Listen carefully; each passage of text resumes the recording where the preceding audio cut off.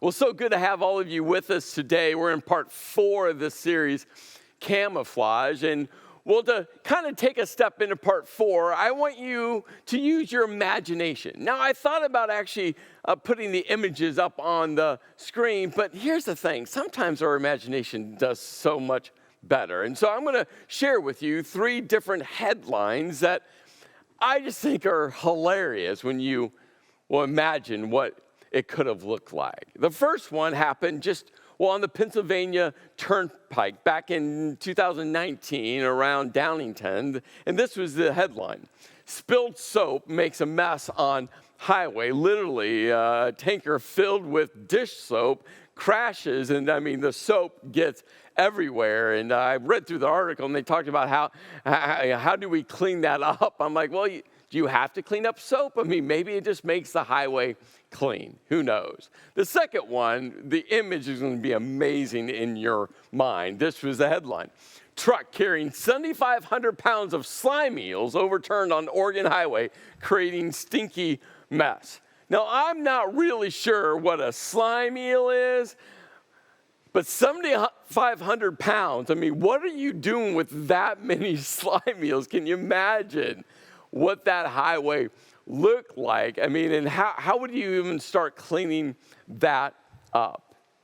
But this next headline, you got to put yourself right in the time and space that this happened. You see, this was right in the middle of 2020, and we all remember what was going on in 2020. And this happened up in Canada, in Ottawa to be specific. And well, this was the headline: "Clean up on Highway 401, crash spills toilet paper across busy highway." I think if we would have actually read that headline back in 2020, we all would have tried to figure out how to sneak across the border to pick up some, free toilet paper. But you think about all 3 of those headlines. What a mess.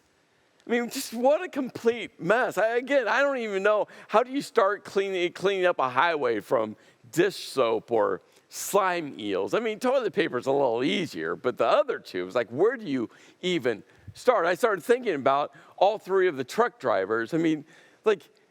I'm not saying they caused the accident, but they were driving the truck filled with, those products.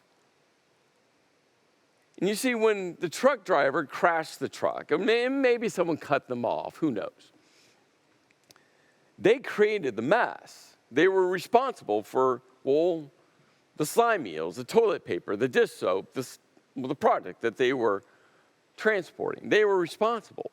But their mess got all over everyone and everything else, didn't it? Just because they crashed their truck doesn't mean that their mess didn't stay just with them. It got everywhere. In part 3, we gave everyone one of these little pieces of paper. If you're part of part 3 at one of our physical locations, or if you're connecting online, you had one of these. I actually challenged you to write a percentage on here and then to crumple up and throw it somewhere. In fact, if you walked into one of our physical campuses today, you saw these pieces of paper all over the floor. And if you missed part 3, you're wondering, do they never clean their church buildings? We do. You see, this was the impact. You see, your mess, no matter how big or small the mess is, it does get all over the place. So right now, take your piece of paper that you have in your hands and just crumble up and find someone that you know, maybe don't know, and just gently toss it at them. You see, this is what happens. We think that our mess is all self-contained, but in all reality, our mess is never self-contained. No matter how much we try to keep our mess internal, our mess always goes external to some degree, doesn't it? And what I find so encouraging in the midst of my mess, the mess I own, the mess that I'm trying to keep internal, even though I understand it goes external. What's so amazing about my mess and your mess is that God meets you, God meets me right in the midst of our mess. Isn't that amazing? And that's what I love about this story, about this guy named Jacob that we've been following throughout this entire series, Camouflage. Over and over again, God meets Jacob in the midst of the mess. You see, Jacob's story actually starts with his mother, Rebecca. She wanted to be a mom, and her husband, Isaac, wanted to be a dad. And finally, one day, right? It's like one of those just exciting days where she realizes she is pregnant. But then God comes to her and says, hey, Rebecca, I just want you to know, I know you're excited to be a mom. And Isaac, I know you're excited to be a dad, but there's two nations. I mean, God shares with Rebecca that the journey ahead of her is going to be difficult. The journey ahead of her is going to be filled with division. The journey ahead of her wasn't some fairy tale story. But yet, Rebecca still wanted to be a mom. And then the day arrives, happy birthday. She gives birth to two twins, Jacob and Esau. And well, on one side, that's a happy day. But well, what we're told was Esau came out first and Jacob, and it was this image of Jacob holding on to Esau's heel because Jacob wanted to be first. And they named him Jacob, which means deceiver, supplanter. The mess gets messier because then we learn that Isaac, the dad, loved Esau, the oldest son, the most, and Rebekah, the mom, loved Jacob, the youngest, the most. And favorites never create less of a mess, does it? Well, Jacob wanted the birthright and the blessing, and so one day, Esau came back from hunting. He was famished, and Jacob had a bowl of lentil stew. And Jacob said to his brother, hey, I'll give you a bowl of stew since you're so hungry for your birthright. And you see, for Esau, he was focused on the bowl of now and not the future. And so he gave his birthright to his younger brother for the bowl of lentil stew, the bowl of now. But Jacob wasn't done with that. He wanted the blessing as well. And so Jacob and his mom concocted a plan to deceive, to trick dad, to give him the blessing, not Esau. And so they successfully do that. Isaac blesses Jacob, and now Jacob has the birthright and the blessing. But then what happens? Well, the blame game kicks in.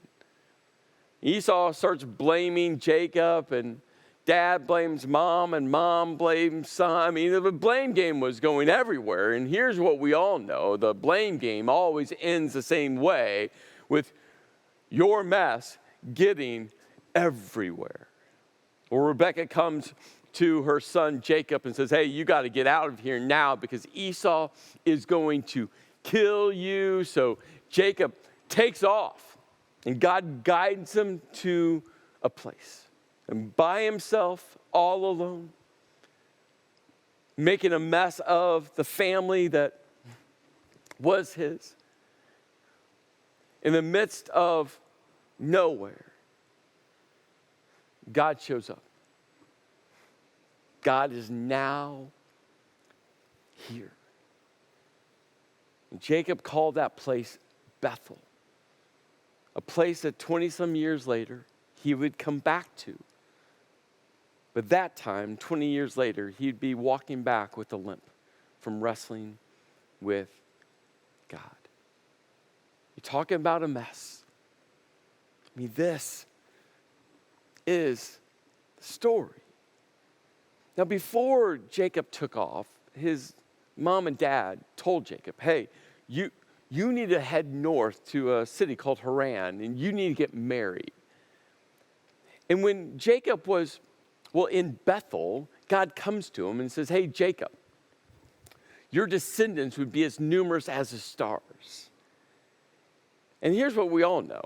To have descendants as numerous as the stars, you got to get hitched. You got to get married.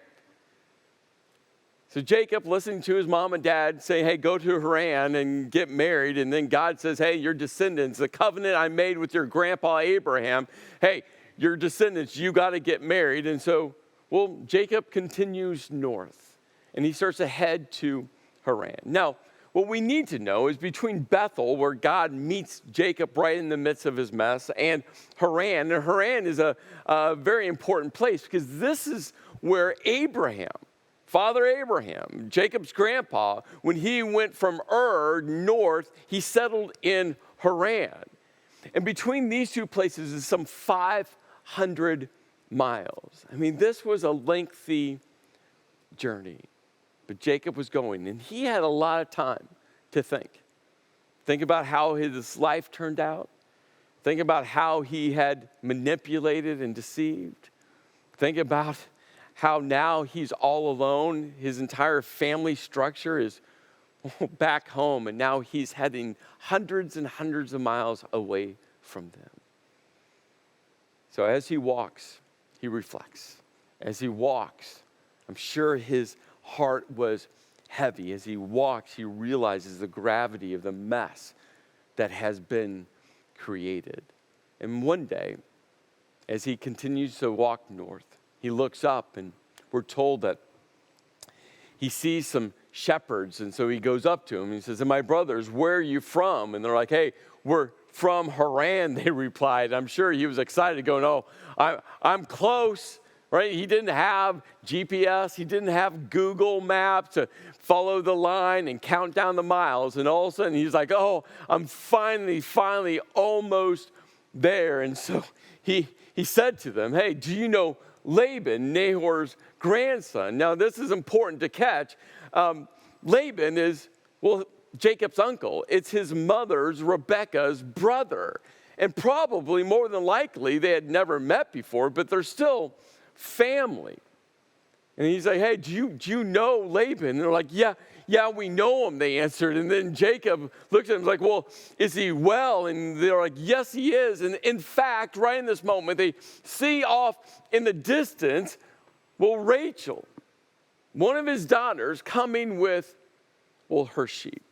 You see, Rachel was a shepherdess, and she was part of Laban's business empire. And Laban was very wealthy. He had done very well for himself. And so Rachel's coming from the distance. And what we need to know is all of these shepherds would gather in this very specific spot.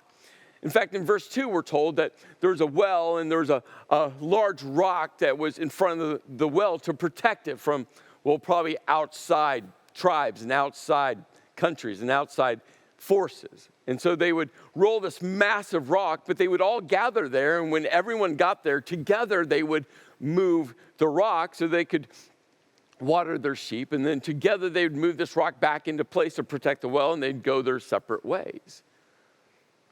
And so all of a sudden, Rachel, is almost there.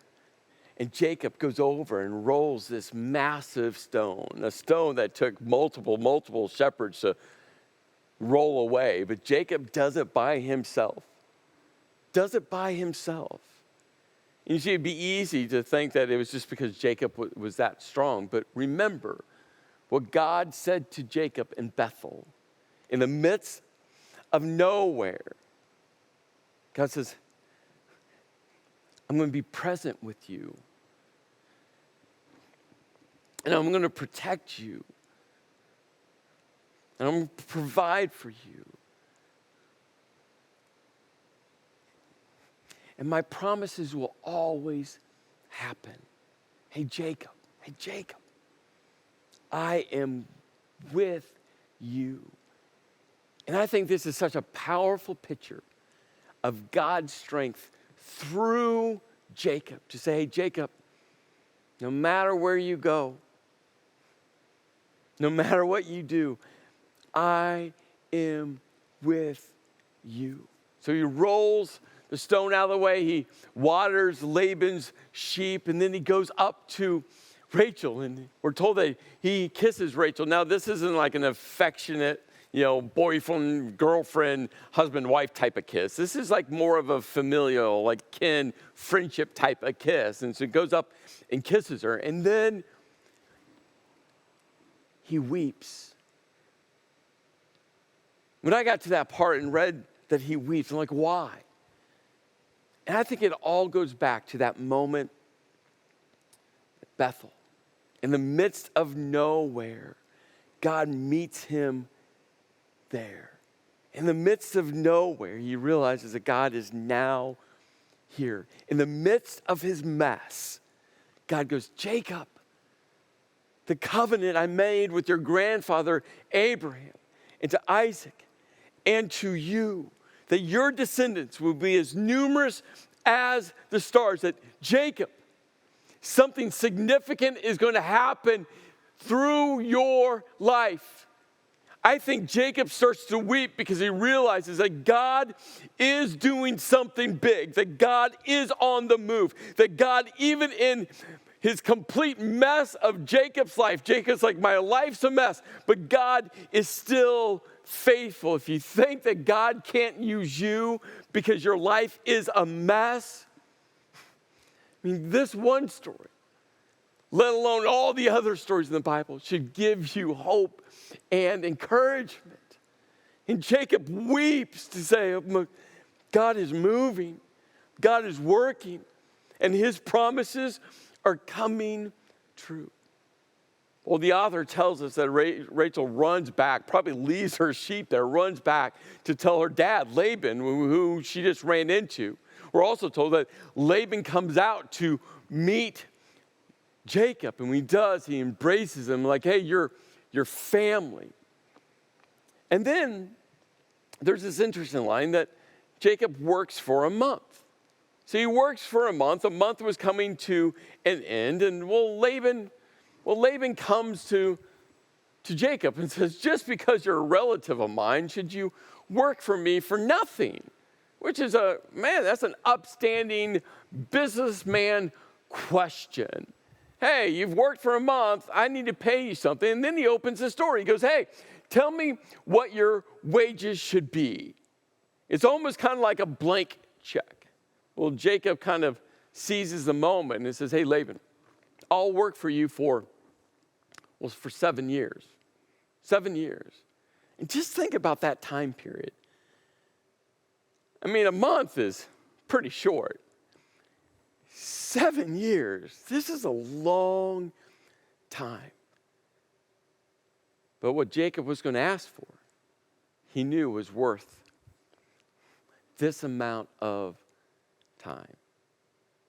You see, Jacob wanted to marry one of Laban's daughters. Laban had 2 daughters, Leah and Rachel. The author gives us some really specific descriptions and images of, who these 2 daughters were. We find out that Leah was the oldest and Rachel was the youngest. When we looked at their names in Hebrew, the name Rachel literally means you, which goes into her being a shepherdess. Remember, they didn't name kids for cute, cuddly little names like we do now. They named kids just very practically. Jacob, Deceiver, supplanter. Esau, red garment, right? Very practically. But what's interesting, Rachel, the ancient Hebrew, we know that means you, but when it comes to Leah's name, there's a little bit of confusion. But either one of these options aren't really flattering to Leah. You see, the Hebrew word for Leah could be translated weary. Again, not real flattering. But in the ancient Akkadian language, which was older than Hebrew,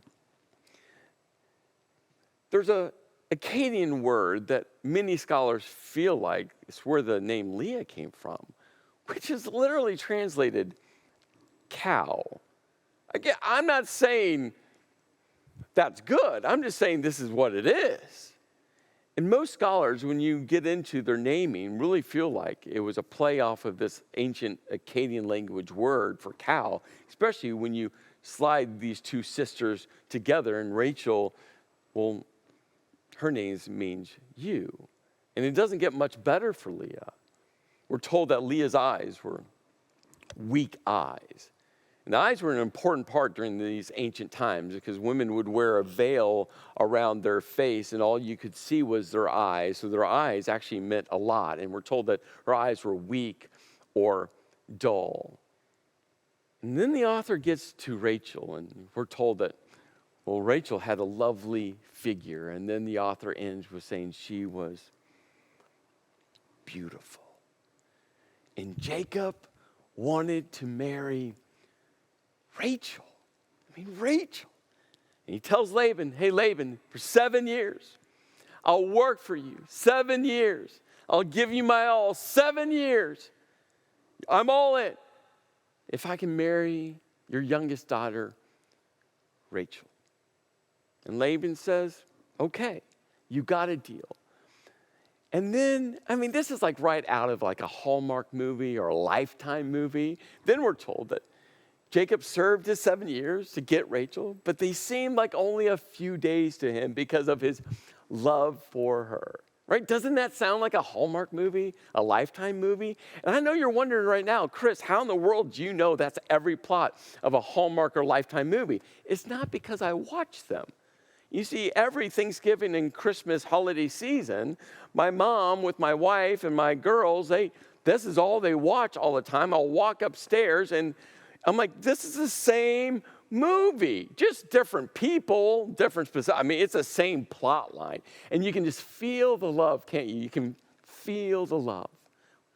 7 years, it felt like only a month. And the day came and Jacob goes to Laban and says, give me my wife. My time is completed. I've worked for you for 7 years, and then now I want to make love to her. You see, what Jacob was saying is to make love with her would mean the official covenant of marriage would be made. Because once that act happened, it couldn't be broken. So Laban says, okay. You've worked your 7 years. So Laban throws a massive feast, invites all of these guests. It was a celebration. It was a party. And Jacob, who had worked 7 years, now gets to marry Rachel. And so the wedding happens. They go back to their little bungalow. And, the morning came. The next day, Jacob is now married to Rachel. And he wakes up, sun shining through. He rolls over to stare at his bride. And there was Leah, not Rachel. Could you imagine that moment? And you might be wondering, how does that happen? Well, two important insights that we have to understand of how this happened. First of all, remember, they would wear a veil that would cover their face. First of all. Second thing is, Laban threw a feast, and the wine would have been flowing a lot. So Jacob probably wasn't all there. Leah had a veil on, and, they didn't have lights everywhere back then, and it was dark. And when the sun came out and he could see, and when he sobered up a bit and he could see, all of a sudden he realized he was tricked. It's Leah, not Rachel. Could you imagine that moment? And could you imagine that moment for Leah? Leah knew he wanted to marry Rachel. This is some hidden secret. She knew. Jacob knew. Laban knew. And so Jacob finds Laban. He goes, what is this that you've done to me? I served you for Rachel. You knew that. Everyone knew that. I was in love with Rachel, didn't I? And why have you deceived me? You see, the deceiver is now deceived. Jacob, who spent a life deceiving person after person after person, now finds himself being deceived by Laban. So what are we to do? Well, Laban tells him, he goes, hey, it's not our custom here to give you the younger daughter in marriage before the older one. What's Laban doing here? He's doing the blame game. He's saying to Jacob, Jacob, I don't know what your customs are. You back home, I don't know what your customs look like. But here, our customs are different. We don't give away the youngest before the oldest. Laban just starts playing the blame game. I mean, Laban knew what he did. It wasn't like the customs were the real excuse. He knew what he did. But now he's just playing a little bit of a blame game, something that, well, Jacob is all too familiar with. And then he goes, finish the daughter's bridal week, Leah's. Then we'll give you the younger one also in return for another 7 years of work. Saying, hey, if you want Rachel, it's another 7 years. Well, Jacob made love to Rachel also, and his love for Rachel was greater than his love for Leah. And again, think about this mess. Did Rachel know that? Yep. Did her sister Leah know that? Yep. Did everyone around them know that Jacob loved Rachel more than Leah? Yes. You think about the mess. You think about the hurt. You think about the insecurity. You think about the betrayal. You think about the mess. And they all knew that Dad manipulated the whole situation. And you work for Laban for another 7 years. You see, and this is important. Your mess makes a mess. I mean, it just does. Again, no matter how much you think your mess is internal, your mess always goes external. Always does. That you're a mess. And that's why it's so important. We are experts at pointing out everyone else's mess. And if we would just reverse that time and reverse that energy and reverse that focus on ourselves and go, wait a minute. Yeah, they're messy. But I realize that my mess gets on everyone else. My insecurity, my control, my addiction, my manipulation, my sarcasm, my gossip, my fill in the blank. My mess, it always leaks out. And it always gets on everyone else around me. So, how do we unmess our mess? How do you unmess your mess? It really is this simple. First, you gotta name it. And the only way you can name it is stop pointing out everyone else's mess. It's that simple. Stop focusing on everyone else's mess, because when you're doing that, it's a blame game. And the blame game always ends the same way, with more of a mess. Start naming your mess, not anyone else's. Start looking at your mess, the mess that you think you're hiding inside, and the mess that you know you're not hiding inside. Name it. Write it down. Put it on Post-it notes and put it on your mirror. I don't know. Name your mess. What is your mess right now that you have convinced yourself is inside? And all of a sudden, right now, in this moment, you're like, it's not. Because it's all over the place, isn't it? And then own it. Your mess. Whatever percentage of that mess is yours, own that percentage with 100%. All of it. Own it. Say it out loud. My mess is getting on other people. My mess is hurting other people. My mess is fracturing other relationships. Whether it's internal, external, doesn't matter. And then you gotta unmess it. What do I mean by unmessing it? You gotta just be real with yourself and real with the people that you're getting your mess on. I came home just the other night, and I was just tired. I was exhausted. I walked in the house, and the house was just not clean, and my youngest was in the kitchen, and I just lost my mind. Yeah, I had said to her multiple times to clean up the kitchen. Yes, I had said multiple times to put stuff away. Yes, I said multiple times to close the cabinet. I mean, parents, you've all been there. But how I responded to her, how I reacted to her, she got tears in her eyes and she went upstairs.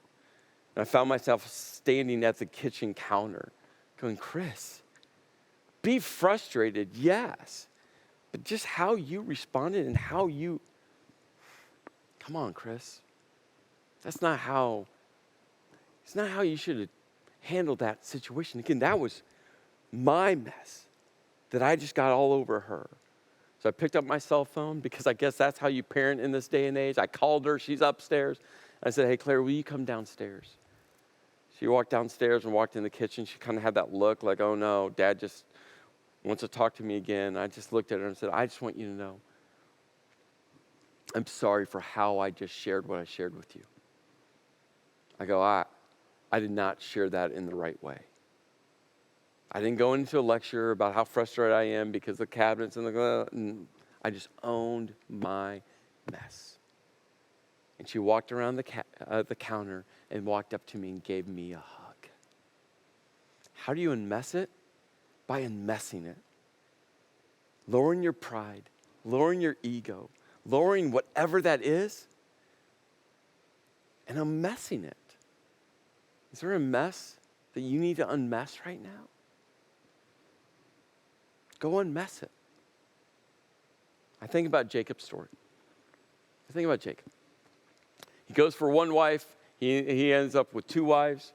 Not only does he end up with two wives, as the story continues, each one of his wives had a maid servant, a handmaid. He ended up having two surrogate moms as well. Between the four of them, 12 sons. I mean, there's a whole bunch of mess in these storylines. And out of the 12 sons came tribes which became the nation of Israel. And from one of those tribes, in the midst of all of this mess, God sent Jesus to unmess all of our messes. Think about that. You see, there is a miracle that only God can do in the middle of your mess, in the middle of my mess. If you think God can't work through your mess, the story of Jesus is everything. Because through all of that time and all of those messes came Jesus to die for you, your mess, and to die for me, my mess. If you think God can't use you, if you think God can't lead you through the mess that either you created or someone else created and it's now on you, take some time and start reading through the stories of the Bible, because the stories of the Bible are filled with messy people that God does something significant in and through. God wants to use you right in the midst of your mess, whether you created it or not, to do something. God, in the midst of nowhere, is with you. Let's pray. Lord, I just pray. Every single person will know, no matter how big their mess is, that you're with them in the midst of the mess. And in the midst of the mess, God, you do the miraculous. And that gives us hope. That gives us encouragement. And that gives us courage. In your name I pray. Amen.